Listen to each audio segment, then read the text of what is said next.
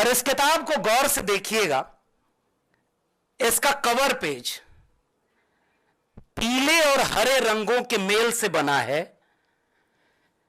इसके मुख पृष्ठ पर भारत का नक्शा है और उस नक्शे के ऊपर आदिवासियों के प्रतीकात्मक चिन्हों के बीच लिखा हुआ है राष्ट्र निर्माण में आदिवासी।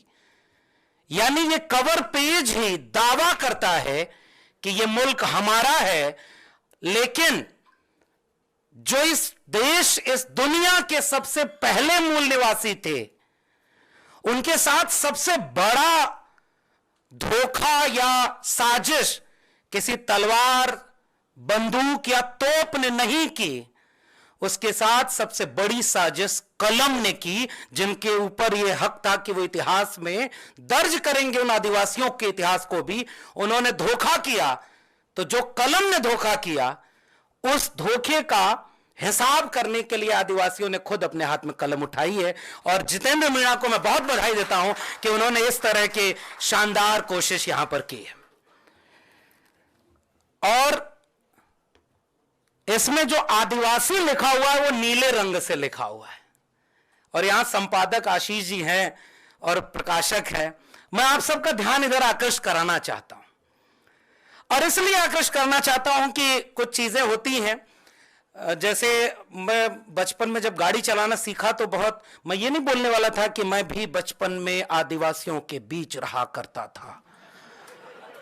मैं बिल्कुल उधर नहीं जा रहा हूं। मेरा तो आदिवासियों से जन्मों जन्मों का नाता है। ये वाक्य नहीं बोल रहा हूं, मैं एक किस्सा सुनाना चाह रहा था कि जब अपने से गाड़ी चलाना होता था अकेले, तो लगता था कि हमें अच्छी ड्राइविंग आती है, लेकिन जब कोई बहुत खास परिवार का बैठ जाता था तो हाथ कांपते थे। अब कोई अगर लेखक हो तो उसकी किताब पर बोलना आसान है, लेकिन लेखक से पहले कोई मित्र हो तो जोखिम भरा है कि भाई आप क्या बोलेंगे, संभल के बोलना। फिर भी मैं कुछ बातें इतिहास के थोड़े से पुराने पन्नों को उधेड़ते हुए, प्रोफेसर अंशु कुमार और प्रोफेसर मनोज झा यहां बैठे हुए हैं, प्रोफेसर सोना झरिया मिंज बैठी हुई हैं, मैं थोड़ा सा कुछ साल पहले पन्ना पलटना चाहता हूं।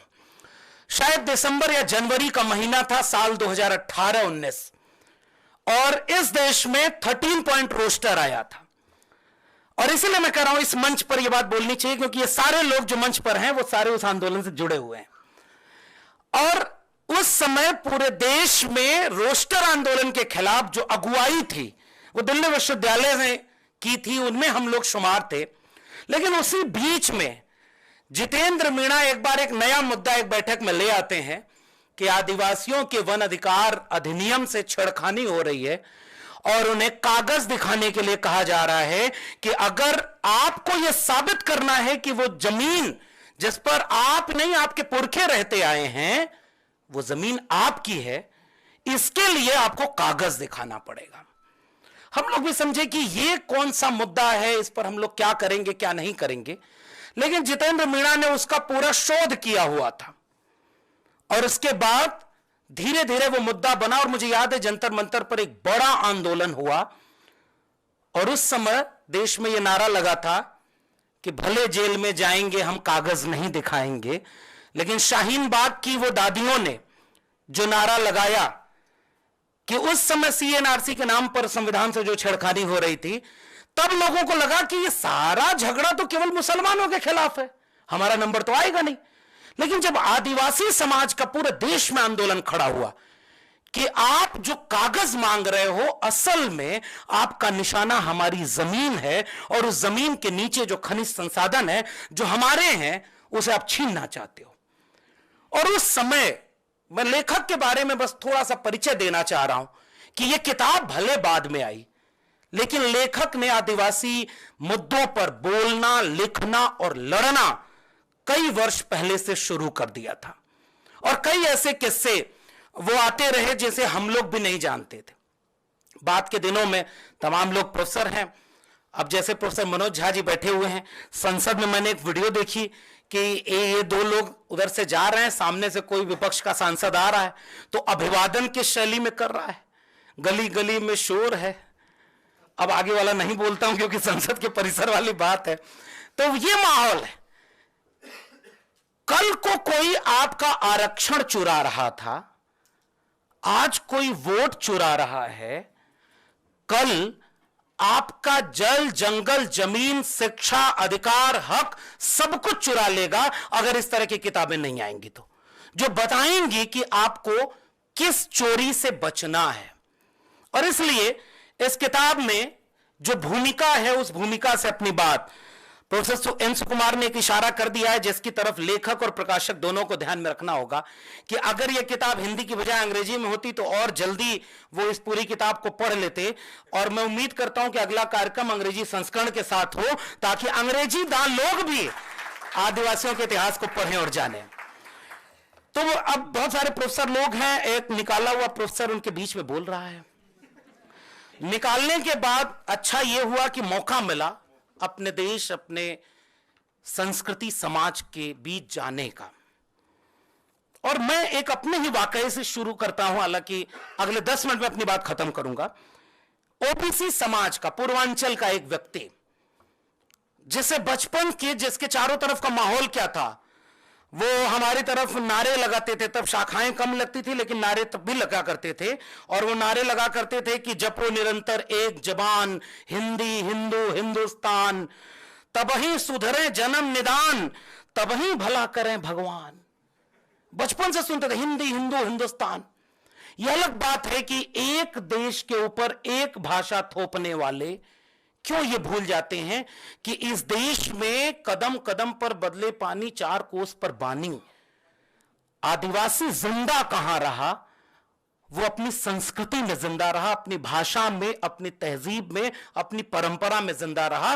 और वो आपकी एक रूपता में कहीं फिट नहीं बैठता है। उसकी अपनी संस्कृति, अपना अपना परंपरा है। अभी इसी 9 अगस्त को विश्व आदिवासी दिवस के दिन मैं मध्य प्रदेश और महाराष्ट्र के बॉर्डर इलाके में, सुदूर इलाका, जहां एयरपोर्ट से उतर के भी आपको 5-6 घंटे, उधर से फोन आया तो मैंने कहा कि बहुत दूर है, मैं कैसे आ पाऊंगा।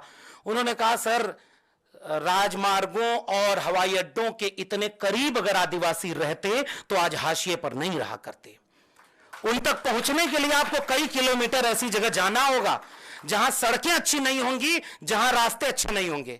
फिर तुरंत कोई पलट कर कहेगा कि सड़क बनाने जाते हैं तो आप विरोध करते हैं।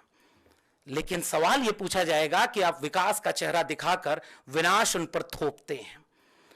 मैं गया वहां तो रास्ते में जहां जहां मौका मिला आदिवासी समाज के लोग स्वागत कर रहे थे। मैंने उस वीडियो को पोस्ट किया और प्रोफेसर मनोज इस बात को समझेंगे, क्योंकि जिस डिकास्ट होने की बात को हम लोग कहते हैं, आप सोचिए कि इस मंच पर अधिकांश लोग, जब प्रोफेसर एन सुकुमार बोल रहे हैं या प्रोफेसर सोना झरिया मिंज बोल रही हैं या हम लोग, तो उसकी भी अपनी एक लोकेशन, एक पॉलिटिकल और सोशल लोकेशन है। और प्रोफेसर मनोज झा भी हैं जो लड़ाई सोशल जस्टिस की लड़ते हो। उन्होंने तिलक लगाया हल्दी का, और चावल से, जो पीली हल्दी में लिपटे हुए चावल थे, उसको माथे पर ऐसे तिरछा लगाया, पीले गमछे को सर में बांधा और उस चावल से ऐसे छिड़काव किया। और उनकी थाली में एक दीपक था और उसके बगल में नारियल रखा हुआ था। मैं बड़ा संकोच के साथ इस वीडियो को फेसबुक पर या ट्विटर पर लगाना चाह रहा था कि लोग कहेंगे कि जिस मनुवादी संस्कृति का आप विरोध करते हैं आप उसी का पालन करने लगे। लेकिन फिर भी मैंने कहा कि जरा इसका एक टेस्ट करता हूं, जैसे मैं यहां एक टेस्ट करता हूं। दिल्ली के सबसे एलीट क्लब में यह बैठक हो रही है। झारखंड के एक सुदूर आदिवासी इलाके में जब मैं वहां गया तो वहां वो भी आदिवासी दिवस का कार्यक्रम था। उन्होंने पहले पूजा करने के लिए वहां मुझे बुलाया। मैंने कहा साहब, इतने कैमरे लगे हुए हैं, वहां जाके पूजा करना है? हम लोग उस परंपरा के तो है नहीं कि पूजा करने में मूर्ति के पीछे पहले कैमरामैन खड़ा हो तब जाकर के आप साधना लीन हो। वो फोटो छपती है तो लगता है कि आप महान पुजारी हैं। और देश में ऐसे समय जब पुजारी और नेता का फर्क भी मिट गया हो। लेकिन उन्होंने कहा साहब, ये वो पूजा नहीं है। और जितेंद्र मीणा ने अपनी किताब की भूमिका में वो बात लिखी है। आपको पता ही नहीं चला साहब कि उस जगह पर जब उन्होंने अभिवादन किया, बुढ़ाल पेन्ना सेवा सेवा, मैं यहां आपसे दावे से कहता हूं किसी को इसका अर्थ ही नहीं पता होगा। जो आदिवासी समाज के लोग हैं वो जानते होंगे। बिरसा मुंडा ना सेवा सेवा, तिलका मांझी ना सेवा सेवा। What is the mean of सेवा? हमें पता ही नहीं। जब मैं मध्य प्रदेश और महाराष्ट्र के आदिवासी इलाकों में गया तो वहां सेवा जोहार का नारा लगता है, 7 रंग का झंडा होता है और उस पर तीर बने होते हैं, उनके अपने देव होते हैं, वो उनकी परंपरा होती है और उनकी पूजा प्रकृति की पूजा है। वो एक मटके में मिट्टी रख करके उसमें गेहूं को जब आरोपित करते हैं और जब पहला अंकुर फूटता है तो उसे अपना देव मानकर उसकी पूजा करते हैं। पीला उसी से है, प्रकृति का रंग। इसीलिए ये बात भूल न जाऊं, इसलिए लेखक ने याद फिर दिला दिया है कि किताब का रंग पीला है, ये आदिवासी संस्कृति का द्योतक है। और इस बात को आपको गौर से समझना चाहिए। इस भारत नक्शे में, मैं फिर से कह रहा हूं, एक बहुत बड़े लेखक ने एक बात कही कि 3 नक्शा भारत का उठाना। पहले नक्शे में जहां जहां जंगल हो उसको भर देना, दूसरे नक्शे में जहां जहां खनिज हो उसे भर देना, और तीसरे नक्शे में जहां आदिवासी हो उसे लिख देना। तीनों नक्शों को जब एक जगह करोगे तो वो कॉमन निकलेगा। यानी इस देश की जल जंगल जमीन को अगर किसी ने बचाया है तो वो आदिवासियों ने बचाया है, लेकिन विकास के नाम पर आप विनाश कर रहे हो आदिवासियों का भी और उस कुदरत का भी, जल जंगल जमीन का भी, जिसकी वो पूजा करते हैं। और इसलिए मैंने ये याद किया कि हम जिन पिछड़े समाज के, ओबीसी, किसान, कृषक परिवारों के बीच से बचपन को याद करते हैं तो लगता है कि कृषि पूजा तो हमारे यहां भी हुआ करती थी। फसल बोई गई तब उसके फसल बोने के गीत हुआ करते थे। फसल काटी जाए तो उसके फसल काटने के बाद पहला बीज उसका एक आग में जलाकर उसे होला कहते थे, और बाद में कोई होलिका की कहानी आई और होला की कहानी पर बैठ गई। बाकी आप समझदार लोगों को इशारा काफी है। तो कैसे कैप्चर किया जाता है, और जितेंद्र मीणा ने अपनी किताब की भूमिका में यह बात बहुत साफ लिखी है कि इतिहास उन लोगों का कभी नहीं बनता जो अपने इतिहास को लिखते और दर्ज करते नहीं, और कमजोर लोगों का कोई इतिहास कभी कोई लिखता भी नहीं। इसलिए मैं जब उस पूरी परंपरा को देखा और फेसबुक के नीचे कमेंट को देखा तो सब लोग ये लिख रहे हैं कि भाई आप तो वही निकले, आप आरती करवा रहे हो, आप हल्दी और इसका वो। तब मुझे लगा कि इस देश में अभी पता ही नहीं लोगों को कि आदिवासियों की संस्कृति क्या है, और वैसे ही कृषक समाज की संस्कृति क्या है, कृषक समाज की परंपरा। हमारे यहां ओबीसी घरों में भी आप पुरानी परंपरा में जाएंगे तो पीले गमछे से स्वागत होता है, हल्दी और चावल और दूध उस शादी में सबसे पवित्र मान करके उसकी पूजा होती है। तो कुदरत के बीच सबसे पहला रिश्ता उन्हीं लोगों का था जो जल जंगल जमीन से जुड़े थे। बीच में कोई बैठ गया जो बताने लगा कि हम वो ठेकेदार हैं जो आपकी पूजा को भी वैध और अवैध साबित करेंगे। और उन्हीं लोगों के हाथ में जब कलम आई, महात्मा ज्योतिबा फूले ने उन्हीं लोगों के लिए लिखा है कलम कसाई। बहुत कठिन शब्द है, चुभेगा। हम भी चाहते हैं कि चुभे, बहुत आसान चीजों से, फूल से इलाज होता भी नहीं। जी नहीं सकता तो जीने की तमन्ना छोड़ दे, बहते बहते रुक जाए वो दरिया छोड़ दे, फूल था मैं और मुझे कांटा बनाकर रख दिया, और अब कांटे से कहते हो कि चुभना छोड़ दे। तो हम तो चाहते हैं कि ये बातें आपको चुभें कि आपने इतिहास में किस तरह से चीजों को लिखा है।